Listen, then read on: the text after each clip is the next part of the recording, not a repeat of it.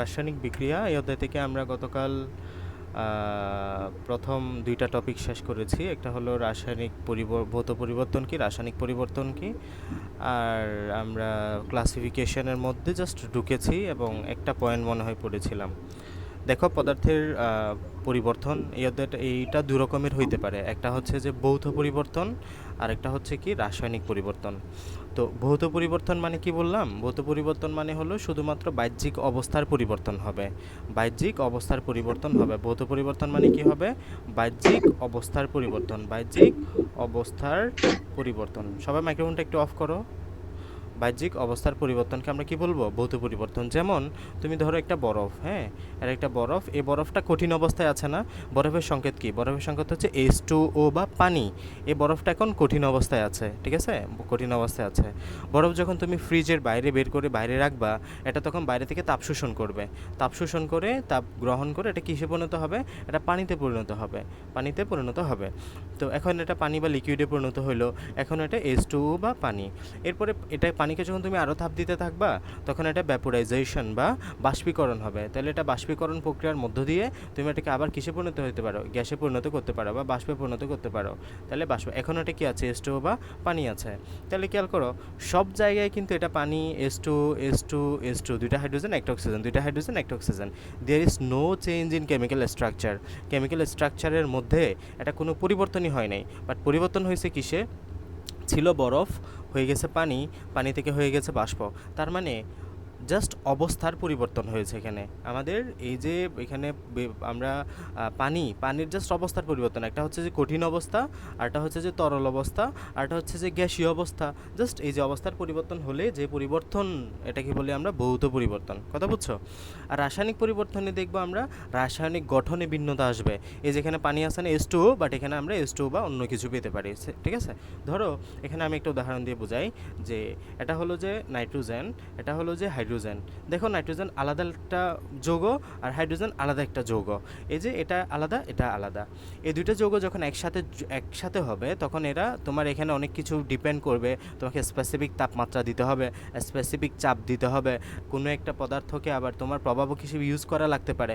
Somehow বিক্রিয়া করার জন্য যে কন্ডিশন দরকার, ওই কন্ডিশনটা তুমি ফিল আপ করলা। তারপর ফিল আপ করার পরে ধরো এটা অ্যামোনিয়া নামক একটা নতুন যৌগ তৈরি করছে। তাহলে দেখো, তুমি একটা গ্যাস দিলা, নাইট্রোজেন হচ্ছে যে একটা গ্যাস, হ্যাঁ, নাইট্রোজেন হচ্ছে যে একটা গ্যাস। তুমি এখানে আরেকটা গ্যাস দিলা, হাইড্রোজেনও হচ্ছে আরেকটা গ্যাস। তুমি নাইট্রোজেনও তৈরি হলো না, হাইড্রোজেনও তৈরি হলো না, সম্পূর্ণ নতুন আরেকটা গ্যাস তৈরি হলো, যেটা হচ্ছে অ্যামোনিয়া, ঠিক আছে? তাহলে এদের রাসায়নিক ধর্মেও পার্থক্য হয়ে যাবে। এই যে অ্যামোনিয়া একটা ক্ষার বা বেস, ঠিক আছে? আর এদের কেমিক্যাল প্রপার্টিস কিন্তু অন্যরকম, ঠিক আছে? তো এই যে তুমি একাধিক পদার্থ, ভিন্নধর্মী পদার্থ একসাথে করে নতুন ভিন্নধর্মী আরেকটা পদার্থ তৈরি করলা, এই পদার্থের পরিবর্তনটাকে আমরা বলি রাসায়নিক পরিবর্তন।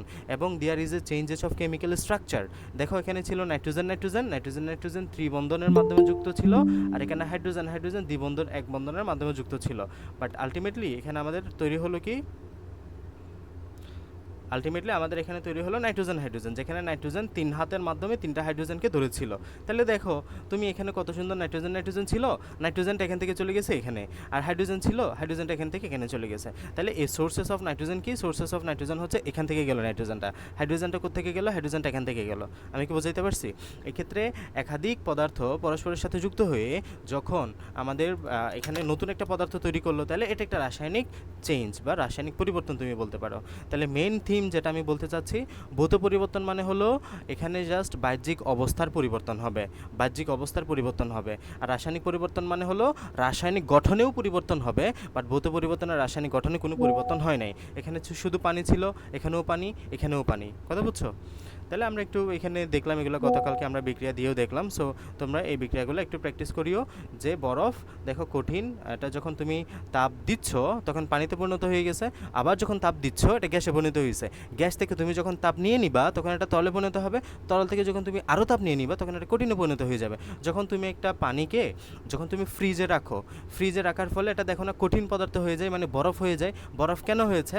ফ্রিজের কাজ হলো আমাদের এই পদার্থ থেকে তাপটা গ্রহণ করা। এই তাপটা নিয়ে ফেলা, এই তাপটাকে কেড়ে নেওয়া। তাহলে আলটিমেটলি যখন তুমি কোনো পদার্থ থেকে তাপ গ্রহণ করে নিবা, নিয়ে ফেলবা, তখন এটা কঠিন পদার্থে পরিণত হয়ে যাবে। তাহলে এইগুলা হচ্ছে মূলত ভৌত পরিবর্তন। আর রাসায়নিক পরিবর্তন মানে হলো এক্ষেত্রে বাহ্যিক তাপমাত্রা বা চাপের পরিবর্তন করলে কিংবা অন্য পদার্থের সংস্পর্শে আনলে তা পরিবর্তিত হয়ে সম্পূর্ণ নতুন ভিন্নধর্মী পথে পরিণত হয়। এই যে দেখো, আমি বলেছিলাম কি এখানে তোমাকে বিভিন্ন তাপমাত্রা চেঞ্জ করতে হইতে পারে, চাপের পরিবর্তন করতে হইতে পারে, এগুলো করার পরে এই পদার্থগুলো একসাথে হয়ে নতুন পদার্থ তৈরি করলো না, এটা হচ্ছে যে রাসায়নিক পরিবর্তন। এই যে অন্য পদার্থের সংস্পর্শে আনলে তা পরিবর্তিত হয়ে সম্পূর্ণ ভিন্নধর্মী নতুন পথে পরিণত হয়, তাকে রাসায়নিক পরিবর্তন বা কেমিক্যাল চেঞ্জ বলা হয়। ওকে, সো এখানে এগুলো আলোচনা করলো। এই যে এখানে মিথেন এবং অক্সিজেন গ্যাস বিক্রিয়া করে, আমরা যে প্রাকৃতিক গ্যাস বা ন্যাচারাল গ্যাস, হ্যাঁ ন্যাচারাল গ্যাস ইউজ করি, ন্যাচারাল গ্যাসটা অক্সিজেনের সাথে দহন বিক্রিয়ায় যায়, দহন বিক্রিয়া গিয়ে এটা কার্বন ডাইঅক্সাইড এবং পানি তৈরি করলো। আর আমাদের এখানে ক্যালসিয়াম কার্বনেট যেটা আছে, ক্যালসিয়াম কার্বনেটটা HCl এর সাথে বিক্রিয়া করে তোমার ক্যালসিয়াম ক্লোরাইড তৈরি করলো, কার্বন ডাইঅক্সাইড এবং পানি তৈরি করলো। এই যে ক্যালসিয়াম 2+, এখানে কার্বন ডাইঅক্সাইড, এখানে হাইড্রোজেন প্লাস, এখানে এই যে এই ক্যালসিয়াম চলে যাবে তোমার ক্লোরাইডের সাথে, ক্যালসিয়াম ক্লোরাইড গঠন করলো। যৌগটা কীভাবে গঠিত হলো? এই যে আমরা জানি কি হয়, আমরা জানি তোমার যে মৌলর যখন যৌগ গঠন হয়, সংকেত লিখতে হয়, তখন কিভাবে মৌলগুলো ডিস্ট্রিবিউট হয়, তোমার যোজন সংখ্যা যোজনীর বিপরীত দিকে যাবে, হ্যাঁ তোমার আড়াআড়িভাবে যাবে। এই যে ক্যালসিয়ামের যোজনী কত? 2, ক্লোরিনের যোজনী কত?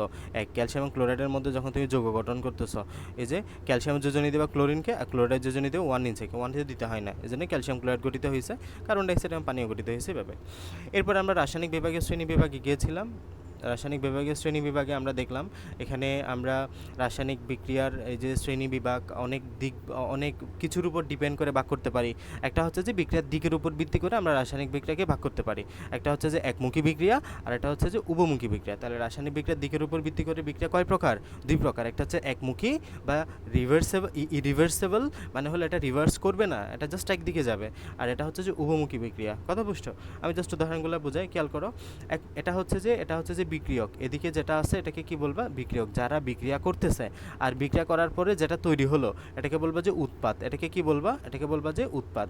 তাহলে এই যে আমাদের একমুখী বিক্রিয়ার ক্ষেত্রে শুধুমাত্র বিক্রিয়ক বিক্রিয়া করে উৎপাদে পরিণত হয়। এই যে দেখো, বিক্রিয়ক বিক্রিয়া করে উৎপাদে পরিণত হয়, বাট উৎপাদ কখনো বিক্রিয়কে পরিণত হবে না। এটাকে আমরা কি বলতেছি? এটাকে আমরা বলতেছি একমুখী বিক্রিয়া। খুব সিম্পল, এখানে একমুখী হওয়ার এটা কারণ হচ্ছে যে গ্যাস, এই গ্যাসটা দেখো যখন তুমি একটা কোনো পাত্রে এই উৎপাদটা তৈরি হবে, তাহলে ওই গ্যাস, ওই কার্বন ডাইঅক্সাইড এবং ক্যালসিয়াম অক্সাইডটা মিলিত হয়ে আবার এটা তৈরি হতে হবে।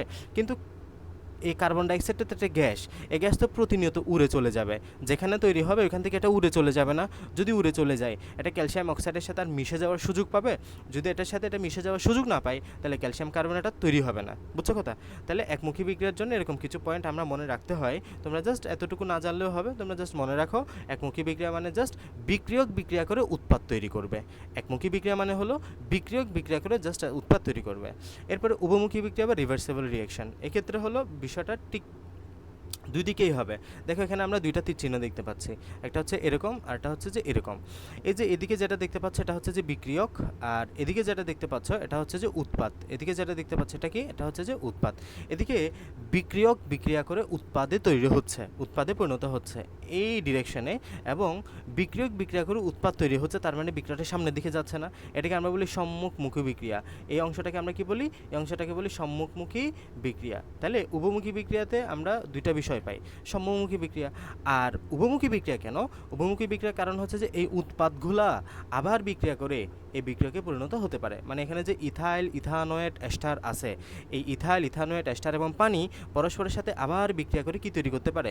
ইথানল এবং ইথানোয়িক অ্যাসিড তৈরি করতে পারে।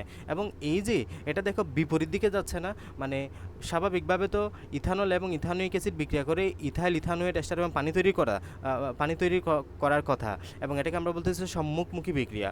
কিন্তু এখানে আমাদের এইগুলোও বিক্রিয়া করে আবার কি তৈরি করছে? আবার তোমার এই বিক্রিয়াগুলো তৈরি করতেছে না, এবং এটাকে আমরা বলবো যেহেতু এটা বিপরীত দিকে বা পিছনে যাচ্ছে, এই জন্য এটাকে আমরা পশ্চাৎমুখী বিক্রিয়া বলি। তাহলে আমাদের এই যে উভমুখী বিক্রিয়ার কয়টা অংশ থাকে? উভমুখী বিক্রিয়ার দুইটা ডিরেকশন, একটা হচ্ছে সম্মুখমুখী বিক্রিয়া মানে বিক্রিয়ক বিক্রিয়া করে উৎপাদে পরিণত হওয়া, আর একটা হচ্ছে যে পশ্চাৎমুখী বিক্রিয়া মানে উৎপাদ বিক্রিয়া করে বিক্রিয়কে পরিণত হওয়া। বুঝছো কথা? তাহলে বিক্রিয়ক বিক্রিয়া করে উৎপাদে পরিণত হওয়াটাকে আমরা সম্মুখমুখী মানে সামনের দিকে যাওয়া, আর এই যে এগুলো বিক্রিয়া করে উৎপাদ যেটা তৈরি হলো এগুলো যদি বিক্রিয়া করে পিছনের দিকে আসে তাহলে আমরা সেটাকে পশ্চাৎমুখী বিক্রিয়া বলে থাকি।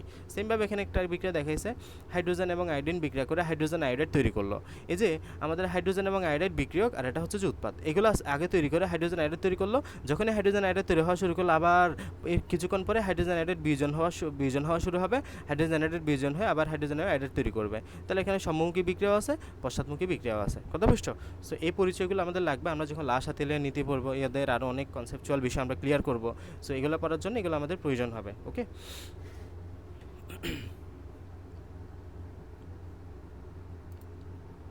তাহলে দেখো আমরা গতকাল এতটুকু অবধি এসেছিলাম যে রাসায়নিক বিক্রিয়ার দিকের উপর ভিত্তি করে ক্লাসিফিকেশনটা। আজকে আমরা আরেকটা বিষয় জানবো, সেটা হচ্ছে রাসায়নিক বিক্রিয়ার তাপের পরিবর্তন। রাসায়নিক বিক্রিয়া তুমি যদি আরেকটা ভাগে ভাগ করতে পারো সেটা হচ্ছে তাপের পরিবর্তনের উপর ভিত্তি করে রাসায়নিক বিক্রিয়া দুই প্রকার। একটা হচ্ছে যে তাপ উৎপাদী বিক্রিয়া, আর একটা হচ্ছে তাপহারী বিক্রিয়া। আমার কথা খুব মনোযোগ দিয়ে খেয়াল করো। একটা কি তাপ উৎপাদী, দেখো নামের মধ্যেই মিল পাবা, তাপ উৎপাদী। আরটা হচ্ছে কি তাপহারী। তাপ উৎপাদী মানে কি? তাপ উৎপাদী মানে এক্ষেত্রে তাপ উৎপন্ন হবে। তাপহারী মানে কি? তাপহারী মানে তাপ হারাবে। সহজ কথা একদম না? তাপ উৎপাদী মানে কি? যে বিক্রিয়া তাপ উৎপন্ন হবে তাকে তাপ উৎপাদী বিক্রিয়া বলা হয়। এর চাইতে সহজ সংজ্ঞা আর আছে? তাপহারী মানে কি? যে বিক্রিয়া কোনো বিক্রিয়ক তাপ হারাবে তাকে আমরা তাপহারী বিক্রিয়া বলবো। ঠিক আছে? বা তাপ শোষণ করবে, এক কথায় তাপ শোষণ করবে। আর এখানে তাপ উৎপন্ন হবে, দুইটা বিষয়, একটা হচ্ছে উৎপন্ন হওয়া আর একটা হচ্ছে শোষণ হওয়া। যে উৎপন্ন হলে তাপ উৎপাদী আর শোষণ হলে তাপহারী, সিম্পল কথাবার্তা। আচ্ছা, এখন আসো আমরা একটু ইনডেপথ বিস্তারিত জানতে হবে, তুমি এতটুকু জানলে হবে না। আসো তাপ উৎপাদী বিক্রিয়া নিয়ে একটু জানি। Exothermic reaction. তাপ উৎপাদী বিক্রিয়া মানে কি? তাপ উৎপাদী বিক্রিয়া মানে হলো এক্সোথার্মিক রিঅ্যাকশন। তাপ উৎপাদী বিক্রিয়া মানে কি? তাপ উৎপাদী বিক্রিয়া মানে হলো এক্সোথার্মিক রিঅ্যাকশন। যে রাসায়নিক বিক্রিয়ায় তাপ উৎপন্ন হয় তাদেরকে তাপ উৎপাদী বিক্রিয়া বলা হয়। তাহলে এক কথায় যারা বিক্রিয়ায় তাপ উৎপন্ন করবে তারাই হচ্ছে তাপ উৎপাদী বিক্রিয়া। তো আমরা এই বিক্রিয়াটা কতবার যে করতে হবে, পুরো এইচএসসি এইচএসসি এই পুরো মানে অংশ জুড়ে তোমাকে অনেকবার এই বিক্রিয়াটা সলভ করতে হবে। লাশ তেলের নীতিতে আমার এই বিক্রিয়া দিয়ে বারবার ম্যাথ আসে। সো বিক্রিয়াটা একদম মুখস্থ করে ফেলা একরকম। যে দেখো এখানে নাইট্রোজেন হাইড্রোজেনের সাথে বিক্রিয়া করে অ্যামোনিয়া তৈরি করতেছে। এখন আমরা জানি আমরা কোনো বিক্রিয়াটাকে নিয়ে কাজ করার জন্য আমরা অবশ্যই সমতাকরণ করি। তো আমরা এর আগের অধ্যায়ে সমতাকরণ বিষয়টা শিখে আসছি। সমতাকরণ কীভাবে করে? এই যে দেখো এখানে কয় অণু আছে, এখানে তোমার হাইড্রোজেন 3 অণু তৈরি হয়েছে না? কিন্তু এখানে তোমার আমাদের এখানে হাইড্রোজেন 2 অণু ছিল। তার মানে আমরা কি করব? এই যে এটাকে 3 দুগুণে 6 অণু বানাইলাম, আর এখানে 3 দ্বারা গুণ করে এটা 3 দুগুণে 6 অণু বানাইলাম। ঠিক আছে? তো এটাকে সমতাকরণ করছে। এখান থেকে 2 অণু নাইট্রোজেন, এদিকে 2 অণু নাইট্রোজেন মিলে গেছে। বুঝছো কথা? তাহলে এই যে নাইট্রোজেন এবং হাইড্রোজেনের সাথে বিক্রিয়া করে অ্যামোনিয়া তৈরি করছে এবং 92 কিলোজুল তাপশক্তি উৎপন্ন হয়েছে। এটাই। তাহলে এবং এখানে আমাদের আয়রন নামক একটা প্রভাবকের উপস্থিতি লাগবে, মানে লোহা আর কি। এটা হচ্ছে যে লোহা প্রভাবক। এই লোহা প্রভাবক কী করবে? মানে বিক্রিয়ায় তোমার প্রভাবিত করবে, সে প্রভাবক হিসেবে কাজ করবে, বিক্রিয়ার গতিটা বাড়াবে এটা। ঠিক আছে? এরপর এখানে 200 থেকে 250 ATM চাপ, হ্যাঁ, এই চাপটা তোমাকে দিতে হবে। এটা হচ্ছে যে তোমার অপটিমাম একটা প্রেশার। এই প্রেশারে রাখলে বিক্রিয়াটা খুব ভালো হয়, বিক্রিয়াটা খুব ভালো মতো রান হয়।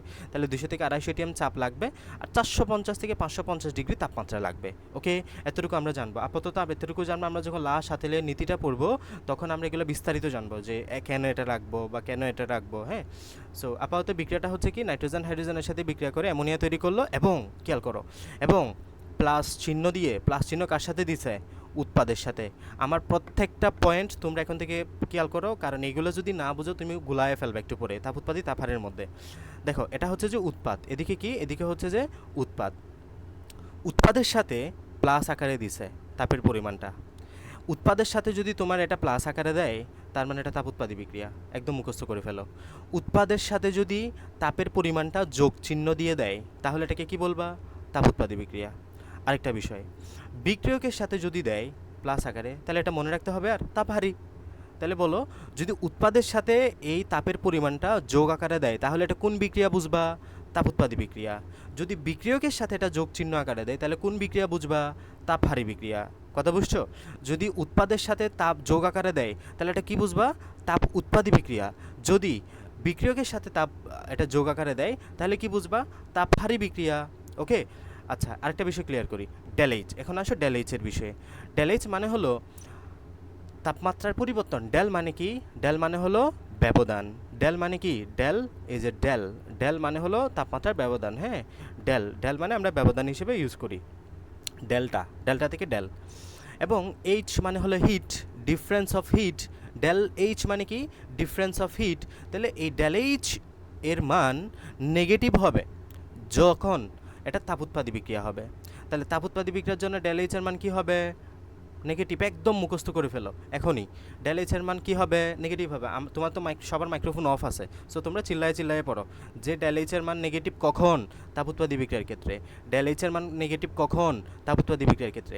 আমি তোমাকে বললাম একটা বিক্রিয়ার জন্য ডেল এইচ এর মান হলো -10 কিলো জুল। বললাম যে বিক্রিয়াটা কোন বিক্রিয়া, তাপোৎপাদী নাকি তাপহারী? অফকোর্স তাপোৎপাদী, কারণ ডেল এইচ এর মান নেগেটিভ, মাইনাস আছে। আমি বললাম ডেল এইচ এর মান +12 জুল, 12 কিলো জুল বা 12 জুল, তাহলে এটা কোন বিক্রিয়া? তাপহারী বিক্রিয়া। তাহলে নেগেটিভ যদি হয় তাপোৎপাদী, পজিটিভ হবে তাপহারী। তাহলে একটা বিষয় তোমাদেরকে একদম ক্লিয়ার করে রাখো, তাপোৎপাদী বিক্রিয়ার জন্য ডেল এইচ এর মান নেগেটিভ। আবারও বলতেছি, ডেল এইচ এর মান নেগেটিভ কিসের জন্য? তাপোৎপাদী বিক্রিয়ার জন্য। তাপোৎপাদী বিক্রিয়ার জন্য ডেল এইচ এর মান কি হবে? নেগেটিভ হবে। তাপোৎপাদী বিক্রিয়ার জন্য ডেল এইচ এর মান কি হবে? নেগেটিভ হবে। আরেকটা বিষয় দিয়ে তুমি তাপোৎপাদী বিক্রিয়া বুঝতে পারবো, সেটা হলো যে উৎপাদের সাথে যদি প্লাস আকারে লেখা থাকে, উৎপাদের সাথে যদি প্লাস আকারে লেখা থাকে, এই দুটো বিষয় দিয়ে আমরা তাপোৎপাদী বিক্রিয়া বুঝতে পারবো। এর বিপরীত হলে তাপহারী। ধরো যদি ডেল এইচ এর মান পজিটিভ হয় তাহলে বুঝবা তাপহারী, আর এটা যদি বিক্রিয়কের সাথে পজিটিভ আকারে লেখা থাকে তাহলে বুঝবা যে তাপহারী। ঠিক আছে, আমি আবারও ক্লিয়ার করছি। তাপোৎপাদী বিক্রিয়াতে ডেল এইচ এর মান নেগেটিভ, তাপোৎপাদী বিক্রিয়াতে ডেল এইচ এর মান নেগেটিভ বা মাইনাস। আর তাপোৎপাদী বিক্রিয়াতে উৎপাদের সাথে তাপের পরিমাণটা যোগ আকারে লিখতে পারবা, উৎপাদের সাথে তাপের পরিমাণটা যোগ আকারে লিখতে পারবা। তাহলে বলো ডেল এইচ এর মান কত এখানে? ডেল এইচ এর মান হলো -922 কিলো জুল। ওকে, যেহেতু তাপোৎপাদী তাই আমরা মাইনাস হিসেবে লিখলাম এটা। আসো, এই যে এখানে বিক্রিয়ার কথাবার্তাগুলো বলছে, বিক্রিয়ার তাপ উৎপাদন হলে ডেল এইচ এর মান নেগেটিভ হয়। হ্যাঁ, ডেল এইচ এর মান নেগেটিভ হয়, ডেল এইচ এর মান নেগেটিভ হয়। এখন আমি চাচ্ছি তোমাদেরকে আসলে বিষয়টা একটু বুঝাইতে। হ্যাঁ, তোমাদের বই এতটুকু দেওয়া আছে, তো এখন এতটুকু তোমাকে পড়লে হবে এবং এতটুকু তুমি বুঝলে মোর দেন ইনাফ। তারপর আমি চাচ্ছি যে তোমরা একটু বিষয়টা রিলেট করো। হ্যাঁ, আমি একটু উদাহরণ দিয়ে আমার মন মানে নিজের মতো করে বুঝাই। ধরো তাপ উৎপাদী কেন বলতেছো বিষয়টাকে? হ্যাঁ, প্রথম কথা হচ্ছে যে তাপ উৎপাদী কেন বলতেছো তুমি। দেখো, ধরো আমার এই যে এখানে যৌগটা আছে, এই যৌগটার মধ্যে আমি উদাহরণ হিসেবে বললাম, এই যৌগটার মধ্যে এই যে বিক্রিয়কের মধ্যে টোটাল তাপশক্তি বা শক্তির পরিমাণ হলো ধরো যে 100 জুল। শক্তির পরিমাণ কত ধরলাম? 100 জুল ধরলাম। আর আমাদের এখানে যে বিক্রিয়ক, হ্যাঁ, এই বিক্রিয়কের মধ্যে শক্তির পরিমাণ হচ্ছে যে ধরো 80 জুল। কথা বুঝছো? তাহলে ধরো আমার এই যে বিক্রিয়কের মধ্যে শক্তি কত ছিল? বিক্রিয়কের মধ্যে শক্তি ছিল যে 100 জুল, আর উৎপাদের মধ্যে শক্তি কত পেয়েছি আমি? 80 জুল। তাহলে আমরা জানি শক্তির একটা নিত্যতা বলে একটা কথা আছে, এদিকে যত শক্তি এদিকেও তত শক্তি থাকতে হবে। তাহলে বাকি 20 জুল শক্তি কই গেল? ওই যে বাকি 20 জুল শক্তি তাপ শক্তি হিসেবে বাইরে বেরিয়ে গেল। ফলে আমরা এই বিক্রিয়াটাকে বলতেছি তাপোৎপাদী বিক্রিয়া।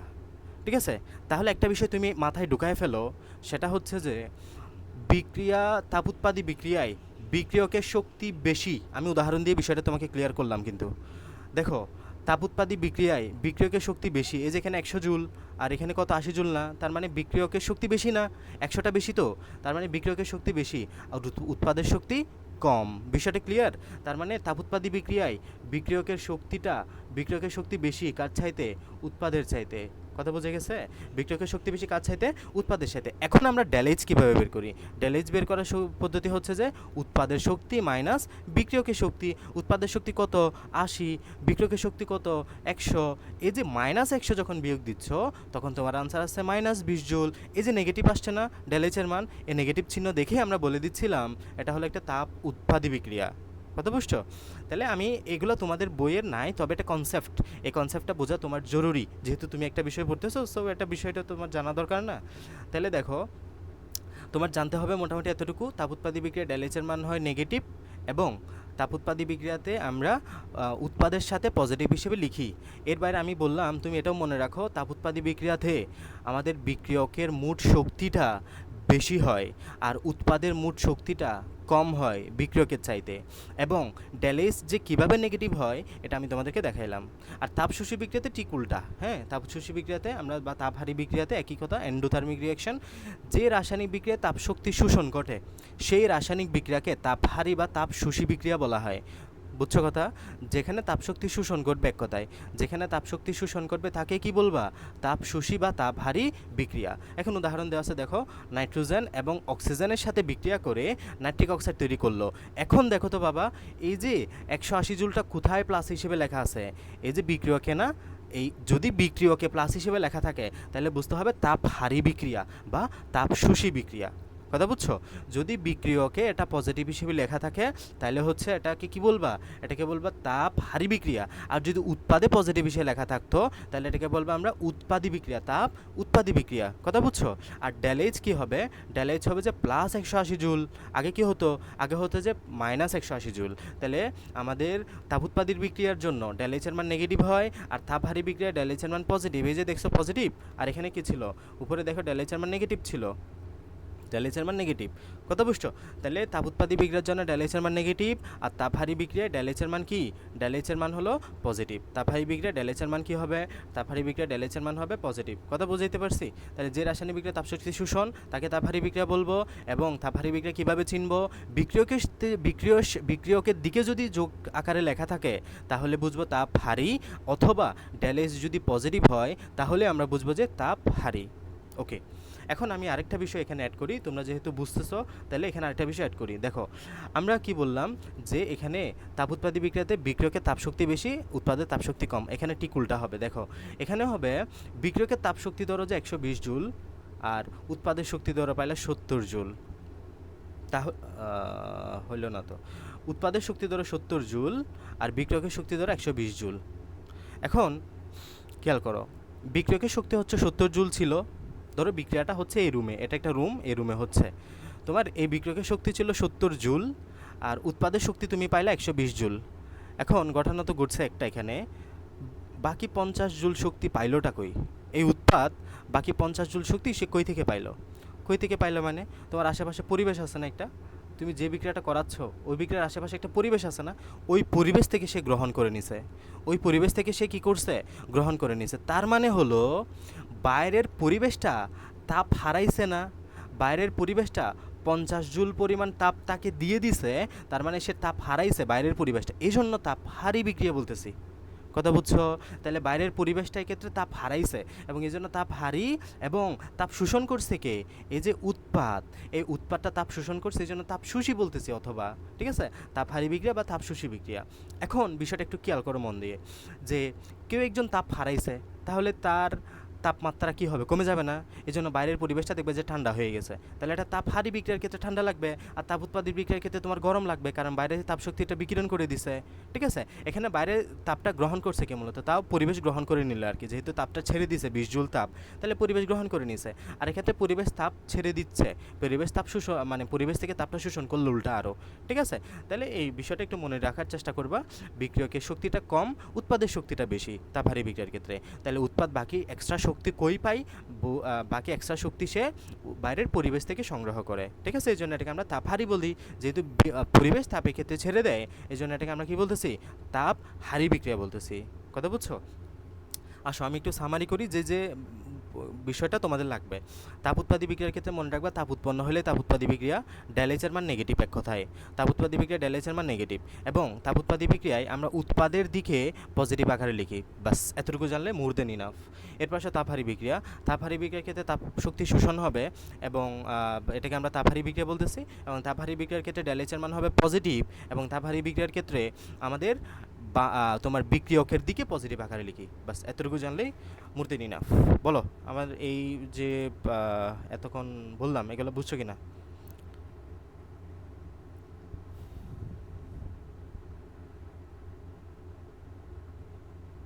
নাইমাউনি বুঝছো?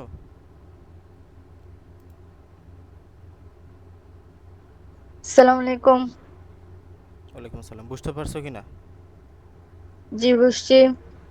তারপর আদিরা হাসান, ঈশান, রুদ্র?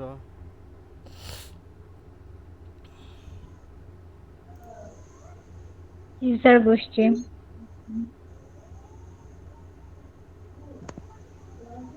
নমস্কার ভাইয়া। হুম, বুঝছি। রোজার কেনাকাটা হয়েছে তোমার, রুদ্র? করছি। আচ্ছা, আজকে কি ছিল? মহাপ্রলয়ী নাকি একটা ছিল না? মহালয়া। মহালয়, মহালয়, ইয়েস।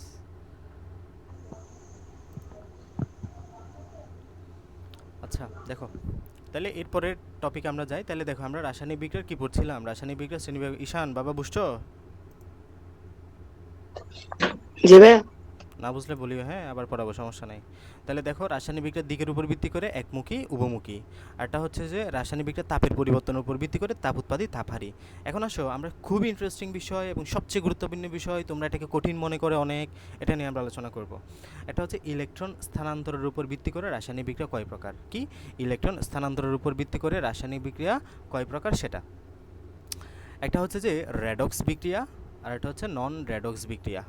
আমরা নামগুলোকে একটু ভাঙাই। What is the mean by redox, what is the mean by non redox. দেখো রেড অক্স, রেড শব্দটা আসছে রিডাকশন থেকে। আমি ভেঙে ভেঙে বোঝাই, তোমরা আশা করি যে রিলেট করতে পারবা।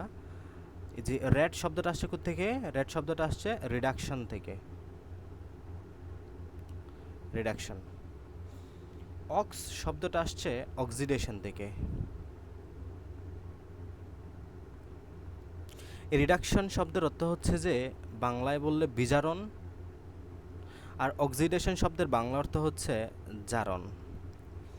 রিডাকশনের প্রথম তিনটা শব্দ রেড, অক্সিডেশনের প্রথম দুইটা শব্দ অক্স, এই দুইটা শব্দ নিয়ে আলটিমেটলি গঠিত হয়েছে রেডক্স। তার মানে রেডক্স মানে কি, দুটাকে অ্যাড করে দাও, জারণ বিজারণ। তার মানে রেডক্সের বাংলা বললে কি হবে, জারণ বিজারণ বিক্রিয়া, জারণ বিজারণ বিক্রিয়া। কথা বুঝছো? তাহলে রেড কোত্থেকে আসছে বললাম, রেড আসছে রিডাকশন থেকে, অক্স আসছে অক্সিডেশন থেকে। রিডাকশন শব্দের অর্থ হচ্ছে যে বিজারণ, অক্সিডেশনের শব্দের অর্থ হচ্ছে যে জারণ। তার মানে দুটা শব্দকে একসাথে করলে রেডক্স হয়। তার মানে এগুলো যেহেতু এগুলোর অর্থ মিনিং করে, তার মানে এটার বাংলা হবে যে জারণ বিজারণ। যেহেতু রেড মানে হলো জারণ বিজারণ, আর অক্স মানে হলো যে জারণ, মানে রেড আসছে রিডাকশন থেকে, অক্স আসছে অক্সিডেশন থেকে। কথা ক্লিয়ার আশা করি। এরপর আসো কেন এটাকে আমরা জারণ বিজারণ বলতেছি, বা জারণ বিজারণ মানেটা কি আসলে। খেয়াল করো, এটা তোমরা খুবই কঠিন মনে করো, সো ভালো মতো করে বুঝো, আশা করি সহজ লাগবে। জারণ, জারণের জন্য তুমি আজকে থেকে একটা ছন্দ এখন মাথায় ঢুকায় ফেলো, সেটা হলো জারণ মানে চারণ, জারণ মানে চারণ, জারণ মানে জারণ সংখ্যা বারণ, জারণ সংখ্যা বারণ। এখন এটা একদম মুখস্থ করে ফেলো। তাহলে আমি জাস্ট এই লাইনটা তুমি যদি মনে রাখো, জারণ বিজারণ তোমার জন্য পান্থা ভাতের মতো হয়ে যাবে। কি বললাম, জারণ মানে হলো ছারণ, জারণ মানে জারণ সংখ্যা বারণ, দুইটা কথা। জারণ মানে হলো ছারণ, ইলেকট্রন ছারণ। হ্যাঁ, এটা কি ছারণ এটা আর বলি না আমরা, ইলেকট্রন ছারণ। জারণ মানে হলো ছারণ, জারণ মানে জারণ সংখ্যা বারণ। কথা বুঝছো? জারণ মানে হলো ছারণ, জারণ মানে জারণ সংখ্যা বারণ। যদি বিজারণ হয় তার ঠিক উল্টা কাজটা হবে। বিজারণ হলে কি হবে, বিজারণ হলে তার ঠিক উল্টা কাজটা হবে। তার মানে কি হবে, বিজারণ মানে হবে, বিজারণ মানে হবে জারণ, গ্রহণ। এটা যদি ছারণ হয় ওটা হবে গ্রহণ, আর ওটা হলো জারণ সংখ্যা কমন মানে কমে যাওয়া। ওকে, আমরা জারণ সংখ্যা দিয়ে মনে রাখি, আর বিজারণ হচ্ছে তার ঠিক উল্টা। কথা বুঝছো? তাহলে জারণ মানে হলো ছারণ, জারণ মানে হলো জারণ সংখ্যা বারণ। ওকে, আসো ছারণ। সোডিয়াম এর লাস্ট সেলে ইলেকট্রন সংখ্যা হচ্ছে যে একটা। সোডিয়াম অষ্টক ফিলাপের জন্য আমরা জানি সব সময় একটা ইলেকট্রন দান করে ফেলে এবং সে সোডিয়াম প্লাস আয়নে পরিণত হয়। এই যে জারণ মানে ছারণ, জারণ সংখ্যা ইলেকট্রন ছেড়ে দিছে না, জারণ মানে ছারণ, ছারণ ছারণ শব্দটা আছে না, এই যে ছেড়ে দিছে না, যে ইলেকট্রন ছাড়বে এই প্রক্রিয়াটার নাম হলো জারণ। এই প্রক্রিয়াটার নাম কি, এই প্রক্রিয়াটার নাম কি, জারণ। আবারও বলতেছি, এই প্রক্রিয়াটার নাম কি, এই প্রক্রিয়াটার নাম হলো যে জারণ। এবং এবং এবং যার মধ্যে জারণ সম্পন্ন হলো ওটাকে বলবো বিজারক। ওটাকে কি বলবো, ওটাকে বলবো বিজারক। এগুলো খুবই কমপ্লেক্স টার্ম, যদি সহজভাবে নিতে পারো খুব সহজ হয়ে যাবে, আর যদি কঠিনভাবে নাও তাহলে খুব কঠিন মনে হবে। আসলেই সহজ, বুঝে ফেলো, আমি বুঝাচ্ছি। তাহলে কি বললাম, জারণ মানে হলো চারণ। এই যেখানে তুমি ইলেকট্রন ছাড়তেছো, এই প্রক্রিয়াটার নাম কি, this is mechanism, this is process বা প্রক্রিয়া, এটার নাম হলো প্রক্রিয়া। প্রক্রিয়াটার নাম হলো যে জারণ, প্রক্রিয়াটার নাম কি, জারণ। আর এই যেখানে যে ছাড়লো, যে ইলেকট্রনটা ছেড়ে দিল, ওটার নাম হচ্ছে যে বিজারক। যে ইলেকট্রনটা ছেড়ে দিল ওটার নাম কি? ওটার নাম হচ্ছে যে বিজারক। তার মানে বিজারকের মধ্যে জারণ হয়। বিজারকের মধ্যে কি হয়? জারণ হয়। কথা বুঝছো? তাহলে সোডিয়াম একটা ইলেকট্রন ছেড়ে সোডিয়াম প্লাস আয়নে পরিণত হওয়া, সেমভাবে পটাশিয়াম একটা ইলেকট্রন ছেড়ে পটাশিয়াম আয়নে পরিণত হওয়া, ক্যালসিয়াম দুইটা ইলেকট্রন ছেড়ে ক্যালসিয়াম 2 প্লাস আয়নে পরিণত হওয়া, সবগুলাই হলো জারণ প্রক্রিয়া। তার মানে এক কথায় মনে রাখো, যদি কেউ ইলেকট্রন ছাড়ে সেটা জারণ প্রক্রিয়া, যদি কেউ ইলেকট্রন দান করে সেটা জারণ প্রক্রিয়া, যদি কেউ ইলেকট্রন ছেড়ে দেয় সেটা জারণ প্রক্রিয়া। কথা বুঝছো? এই যে আমরা এটাই বলতেছি, জারণ মানে ছাড়ন, ছাড়লেই জারণ। কথা বুঝছো? ইলেকট্রন ছেড়ে দিলেই কে? জারণ। আর ইলেকট্রন গ্রহণ করলে বিজারণ। ওই যে আমরা বলি নাই যেখানে সোডিয়াম ছাড়লো, গ্রহণ করবো কে? ক্লোরিন। ওই যে ক্লোরিনটা একটা ইলেকট্রন গ্রহণ করলো, ক্লোরিনটা একটা ইলেকট্রন গ্রহণ করলো, ক্লোরিনটা একটা ইলেকট্রন গ্রহণ করে ক্লোরিন মাইনাস আয়নে পরিণত হলো। তাহলে এক্ষেত্রে ক্লোরিন গ্রহণ করলো না, তার মানে এই প্রক্রিয়াটার নাম হলো যে বিজারণ। প্রক্রিয়াটার নাম কি?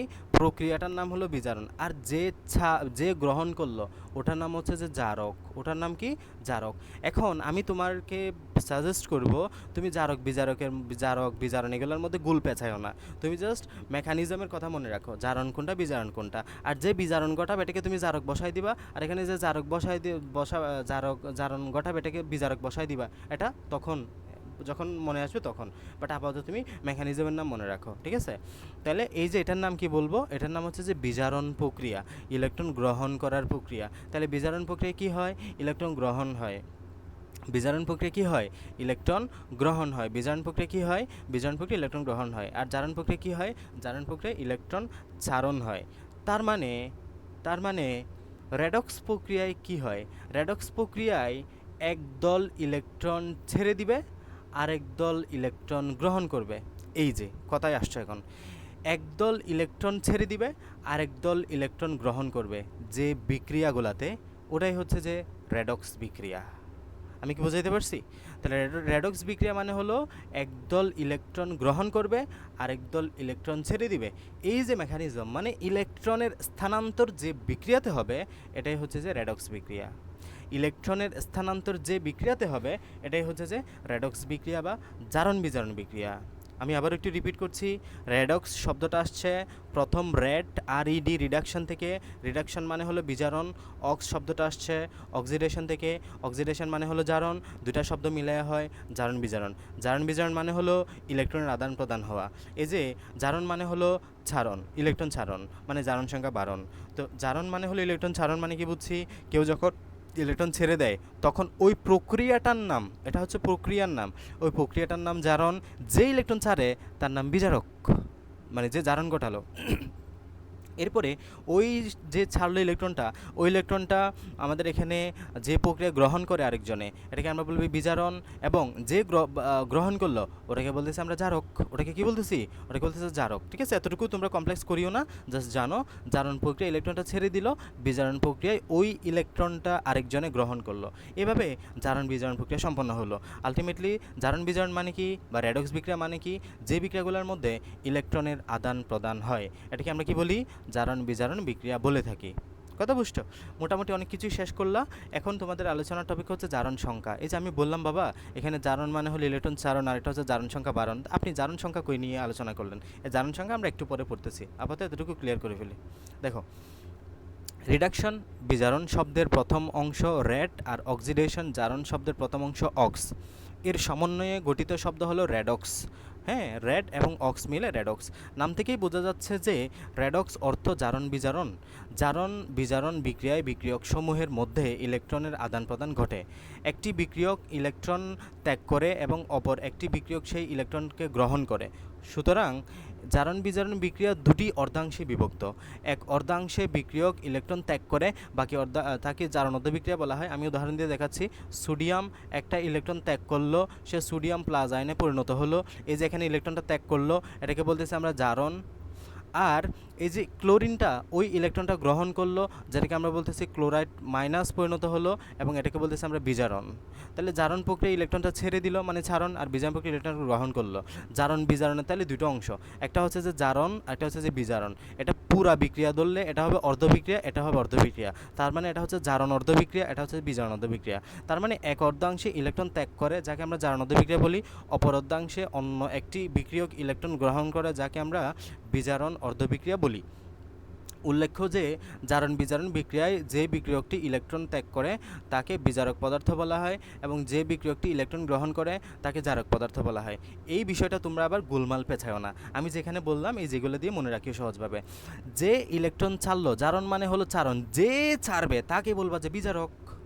হ্যাঁ, নামের ঠিক উল্টা শব্দ এটা, কিন্তু দেখো জারণ যে ঘটাবে তার নাম কি? বিজারক। জারণ যে ঘটাবে তার নাম কি? বিজারক। আর বিজারণ যে ঘটাবে তার নাম কি? জারক। হ্যাঁ, নামের উল্টা শব্দ এটা, নামের উল্টা শব্দ। জারণ যে ঘটাবে তার নাম হচ্ছে বিজারক, বিজারণ যে ঘটাবে তার নাম হচ্ছে যে জারক। আবার বলছি, জারণ যে ঘটাবে তার নাম হচ্ছে বিজারক, বিজারণ যে ঘটাবে তার নাম হচ্ছে জারক।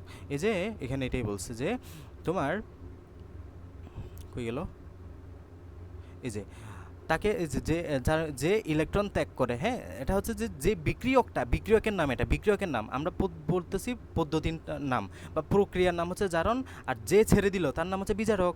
কথা বুঝতেছো? যে বিক্রিয়কটি ইলেকট্রন ত্যাগ করে এটা হচ্ছে বিক্রিয়কটির নাম, তাকে বিজারক বলতেছে। এবং বিজারক কী ঘটাবে? বিজারক জারণ ঘটাবে, লিখে রাখো, বিজারক জারণ ঘটাবে।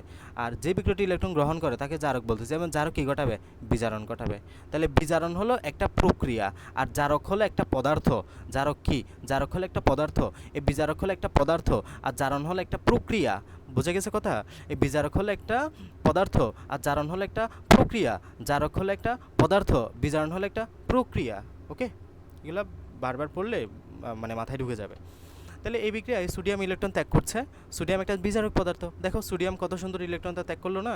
এই যে সোডিয়াম একটা ইলেকট্রন ত্যাগ করলো, সোডিয়াম প্লাজনে পরিণত হলো, তার মানে জারণ মানে জারণ প্রক্রিয়া সম্পন্ন করলো, এবং যে জারণ ঘটাবে তার নাম বিজারক। এই যে সোডিয়াম বিজারক, যে ইলেকট্রন ত্যাগ করলো। ক্লোরিন ইলেকট্রনটা গ্রহণ করেছে, এই যে দেখো না, ক্লোরিন ইলেকট্রন গ্রহণ করেছে, তার মানে বিজারণ প্রক্রিয়া সম্পন্ন করলো, এবং যে বিজারণ ঘটাবে তার নাম জারক, এই যে তার নাম জারক। ওকে, তো যে বিক্রিয়ায় কোনো পরমাণুর ইলেকট্রনের দান ঘটে, আবার ওই পরমাণুর ধনাত্মক চার্জের সংখ্যা বৃদ্ধি পায়, ঋণাত্মক চার্জের সংখ্যা হ্রাস পায়, তাকে আমরা জারণ বিক্রিয়া বলে থাকি। এখন আসো, এই যে সোডিয়ামের মধ্যে উপরে কোনো চার্জ ছিল? শূন্য চার্জ, কিছু নাই মানে কি? শূন্য চার্জ, কিছু নাই মানে কি? শূন্য চার্জ, শূন্য।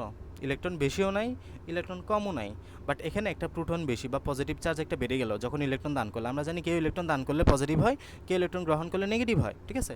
কেন পজিটিভ নেগেটিভ এগুলো আমরা আগে পড়ে আসছি, কারণ এখানে একটা প্রোটন বেড়ে গেছে। সোডিয়াম একটা ইলেকট্রন দান করছে মানে কি ইলেকট্রন হয়ে গেছে 10টা, প্রোটন আছে আগের মতো 11টা, তার মানে একটা প্রোটন বেশি, প্রোটনের চার্জ পজিটিভ, এই জন্য এটা আমরা একটা প্লাস লিখি। ক্লোরিনের মধ্যে ইলেকট্রন একটা বেড়ে গেছে, ইলেকট্রন 18টা হয়ে গেছে, প্রোটন তো আগের মতো 17টা আছে, এই জন্য এটা বেশি। এগুলো এত কিছু একসাথে বলে ফেললে তোমরা বুঝবা না। সো সিম্পলি মনে রাখো, যদি কেউ একজন ইলেকট্রন ছেড়ে দেয় তাহলে আমরা পজিটিভ লিখি, যদি কেউ একজন ইলেকট্রন গ্রহণ করে ফেলে তাকে আমরা নেগেটিভ লিখি। ওকে, তাহলে সোডিয়ামটা একটা ইলেকট্রন ছেড়ে দিয়ে সোডিয়াম প্লাজায়নে পরিণত হলো। হ্যাঁ, এই যে একটা পজিটিভ বেড়ে গেল না, এই জারণ সংখ্যা 1, জারণ সংখ্যা কত? 1। আর এখানে কি হলো?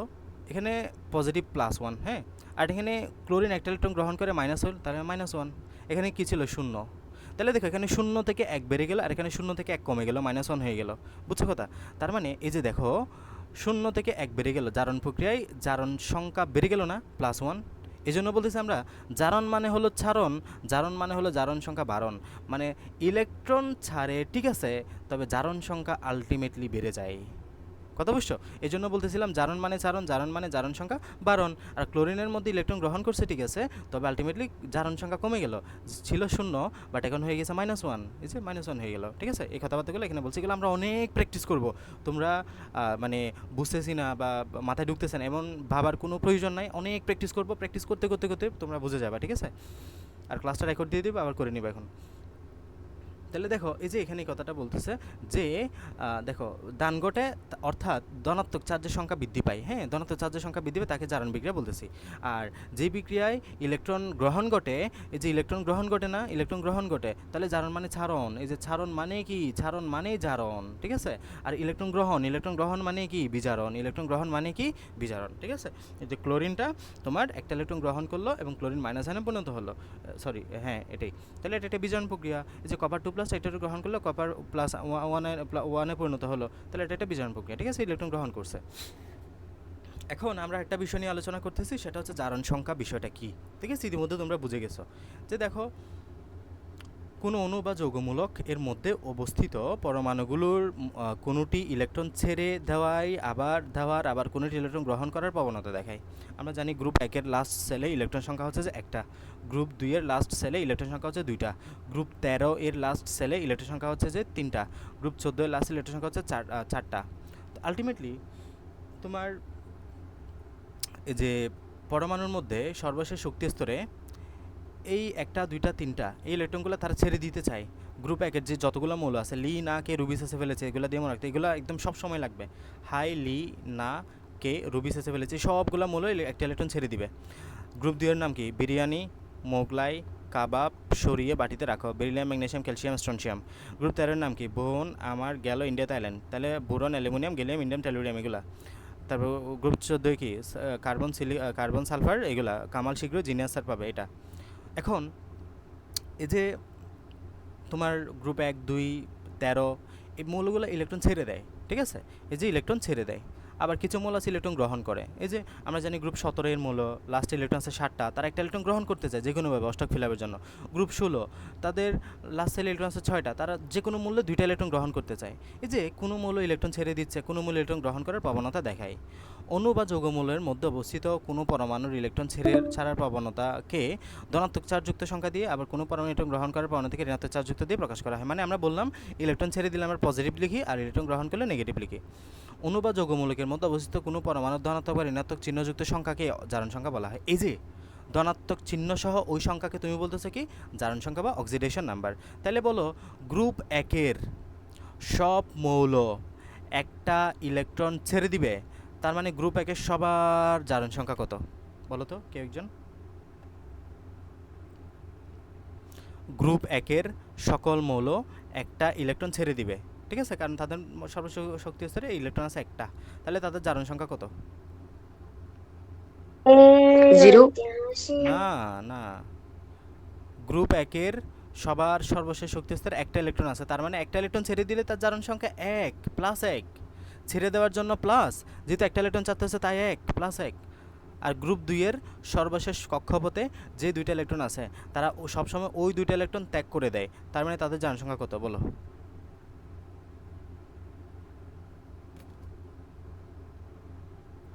+2। গ্রুপ 13-এর সর্বশেষ শক্তি স্তরে ইলেকট্রন আছে 3টা এবং তারা 3টা ইলেকট্রন ছেড়ে দিতে চায়, তাহলে তাদের জারণ সংখ্যা কত? +3। তাহলে বিষয়টা খেয়াল করো, গ্রুপ 1-এর সবার শেষে ইলেকট্রন সংখ্যা 1 1 1 1, হাইড্রোজেনের ক্ষেত্রে 1, তারপর লিথিয়াম, সোডিয়াম, পটাশিয়াম সবার ক্ষেত্রে একটা একটা, সবাই একটা করে ইলেকট্রন ছেড়ে দিতে চাইবে, তাহলে সবার জারণ সংখ্যা 1 1 1 1, যেহেতু সবাই ছেড়ে দিবে তাই +1 +1 +1 +1, কথা বুঝছো? গ্রুপ 2-এর ক্ষেত্রেও সেম, সবাই যদি ইলেকট্রন ছেড়ে দিবে সবাই 2, তাহলে এখন মুখস্থ হয়ে গেল। তোমার গ্রুপ যদি গ্রুপ 1 মনে থাকে, তুমি গ্রুপ 1-এর যত মৌল আছে সবগুলো জারণ সংখ্যা মুখস্থ করে ফেলছো। গ্রুপ 2 যদি মনে থাকে সবার জারণ সংখ্যা মুখস্থ করে ফেলছো। গ্রুপ 13 যদি মনে থাকে সবার জারণ সংখ্যা মুখস্থ করে ফেলছো। তার মানে গ্রুপ 1-এর সবার জারণ সংখ্যা কত? +1। গ্রুপ 2-এর সবার জারণ সংখ্যা কত? +2। গ্রুপ 13-এর সবার জারণ সংখ্যা কত? +3। বাস এতটুকু মনে রাখো। আরেকটা বিষয়, group 17 fluorine, chlorine, bromine, iodine, সবার শেষে 7টা করে ইলেকট্রন আছে, তারা যে কোনো মূল্যে একটা ইলেকট্রন নিয়ে অষ্টক ফিল আপ করে, তার মানে একটা ইলেকট্রন গ্রহণ করে, তাদের জারণ সংখ্যা কত ভেবেচিন্তে বলবো? -1। ওকে, ঈশান বুঝে গেছে একদম, ঈশান বুঝে গেছে -1। কেন 1 কেন দিলা? কারণ তারা একটা ইলেকট্রন গ্রহণ করতেছে। মাইনাস কেন বললা? কারণ তারা গ্রহণ করতেছে। আমরা জানি ছেড়ে দিলে প্লাস, গ্রহণ করলে মাইনাস, ছেড়ে দিলে প্লাস, গ্রহণ করলে মাইনাস, তাহলে সংখ্যা হবে যতটা ইলেকট্রন ছাড়তেছে বা গ্রহণ করতেছে, যদি ছেড়ে দেয় প্লাস, যদি নেয় মাইনাস, কথা বুঝছো? বলো গ্রুপ 16-তে লাস্ট সেলে 6টা ইলেকট্রন আছে, অষ্টক ফিল আপের জন্য 2টা ইলেকট্রন নেওয়া লাগে তাদেরকে সবসময়, এসিতে পড়ে, অক্সিজেন, সালফার, সেলেনিয়াম, এগুলা। তাহলে বলো এখানের মধ্যে জারণ সংখ্যা কত হবে? 2টা ইলেকট্রন ছেড়ে দেয়,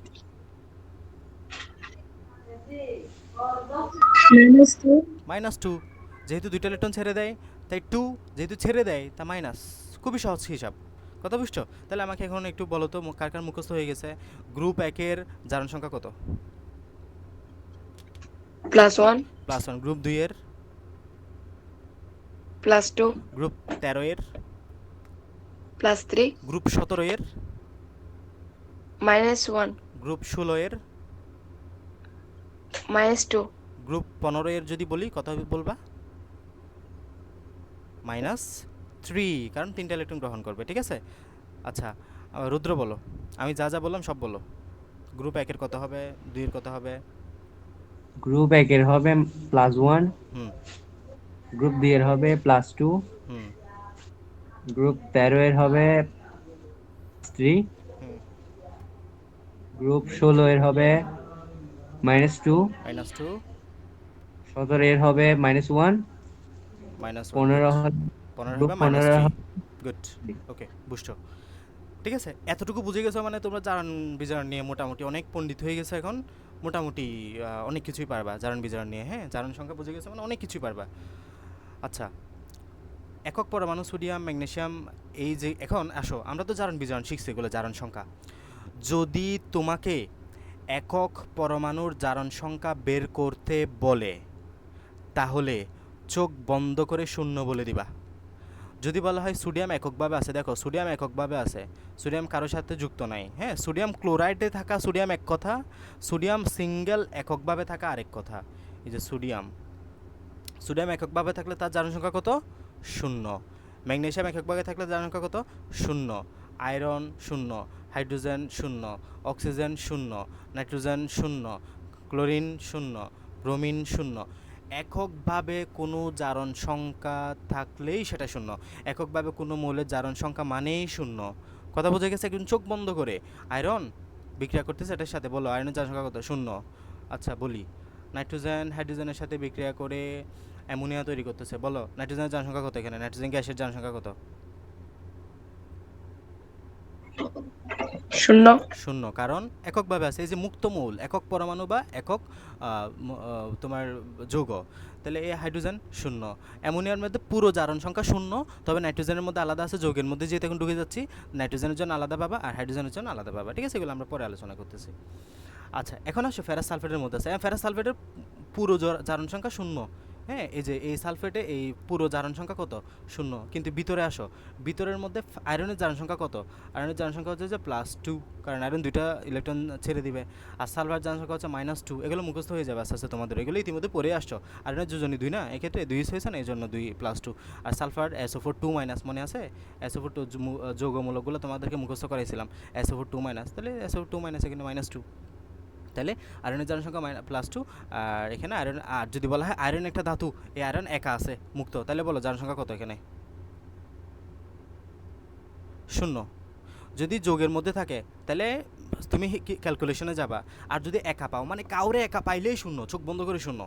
কাউরে যদি তুমি একা পাও তাহলে চোখ বন্ধ করে, আর এদিকে দিক গ্রুপ 1 গ্রুপ 17 কিচ্ছু মনে রাখা আনার দরকার নাই, চোখ বন্ধ করে 0 বসাই দিবা। বুঝছো কথা? তাহলে এদিকে এখানে বলে +2। আর যদি বলা হয় আয়রন ধাতুতে, মানে যদি আয়রন একা থাকে তাহলে ওই যে জারণ সংখ্যা 0। বুঝছো কথা? আর HCl এ ক্লোরিনের জারণ সংখ্যা -1, এই যে ক্লোরিনের জারণ সংখ্যা -1, যেহেতু হাইড্রোজেন +1, একটা যদি প্লাস হয় ওটা মাইনাস হয়ে যাবে। আর ক্লোরিন অণুতে বললে 0, ক্লোরিন যদি একা থাকে তাহলে 0।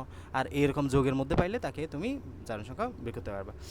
চার্ট দেওয়া আছে একটা, চোখ বন্ধ করে মানে চোখ খোলা রেখে তো মুখস্থ করতে হবে অবশ্য, এমনভাবে পড়বা যাতে তুমি টুটস্থ মুখস্থ কণ্ঠস্থ অন্তস্থ হয়ে যায়। এই চার্ট থেকে তোমাদের SSCতে আসবে মিনিমাম 1 থেকে 2টা কোয়েশ্চেন, HSCতে আসবে তোমার মিনিমাম 1 থেকে 2টা কোয়েশ্চেন, মেডিকেল অ্যাডমিশন টেস্ট বলো, ভার্সিটি অ্যাডমিশন টেস্ট বলো, ওখানেও 1 থেকে 1টা কোয়েশ্চেন এসে থাকে প্রায় সময়। মেডিকেলে অনেকবার আসছে এখান থেকে কোয়েশ্চেন, এই যে এই 3টা থেকে আসে বারবার। আমি যে বছর দিয়েছিলাম এই বছর এখান থেকে এরকম একটা আসছিল, আমি মেডিকেলের কথা বলতেছি। আর SSC HSCতে তো আসেই বারবার। সো এই চার্টটা খুব সুন্দর মতো করে মুখস্থ করবা সবাই। হ্যাঁ, আমি বলি তোমরা ইতিমধ্যে অনেক কিছু জেনে গেছো এই চার্টের। দেখো, মনে আছে গ্রুপ একের নাম, অপর নাম কি? গ্রুপ একের অপর নাম হচ্ছে যে তোমার, ওখানে কারেন্ট চলে গেছে মনে হয় না রুদ্র? জি, আমি মোবাইল থেকে হটস্পট নিয়ে আচ্ছা আচ্ছা, কাজ ওকে, করতে। শেষ করে দিই এটা একটা, ওরা রেকর্ড করবে, সমস্যা নাই। গ্রুপ একের অপর নাম হচ্ছে যে আমরা ধাতু, গ্রুপ একের অপর নাম কি? গ্রুপ একের অপর নাম হচ্ছে যে ধাতু। হ্যাঁ, গ্রুপ একের মৌলগুলো ধাতু। ধাতু সময়ের জারণ সংখ্যা হচ্ছে যে +1, ধাতু সময়ের জারণ সংখ্যা +1। আর এই যে আমরা ধনাত্মক, হ্যাঁ, ধাতুসমূহ যেহেতু ইলেকট্রন দান করে, সুতরাং ধনাত্মক আমরা জানি। ধাতু মানে কি, যারা ইলেকট্রন দান করে। অধাতু মানে কি, যারা ইলেকট্রন গ্রহণ করে। তো ইলেকট্রন গ্রহণ করলে ঋণাত্মক, তাহলে ধাতু মানে যারা ইলেকট্রন দান করে, দান করলে আমরা জানি জারণ সংখ্যা ধনাত্মক হয়, মানে পজিটিভ হয়। আর অধাতু সমূহ ইলেকট্রন গ্রহণ করে, গ্রহণ করলে কি হবে, নেগেটিভ হবে, ঋণাত্মক হবে। এই যে এখানে দেখা যাচ্ছে সোডিয়াম ক্লোরাইড +1, ক্লোরিন মাইনাস ইতিমধ্যে পড়লাম। নিরপেক্ষ, এই যে একক মৌল যাকে পাবা, মুক্ত মৌল, একক নিরপেক্ষ, শূন্য, চোখ বন্ধ করে শূন্য।